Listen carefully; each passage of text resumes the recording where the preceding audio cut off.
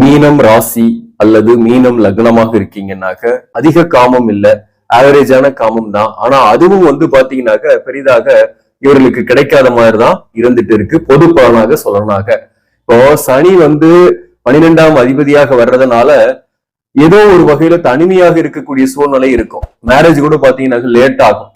Marriage late ஆனாக அந்த காலகட்டத்துல அந்த தாம்பத்திய சுகம் என்பது இல்லாம தான் இருக்கு. அதே போலதான் மேரேஜ் ஆன பின்னாடியும் பாத்தீங்கன்னாக்க தனித்து இருக்கிற மாதிரி சூழ்நிலை பெரும்பாலானோருக்கு இருக்கும்.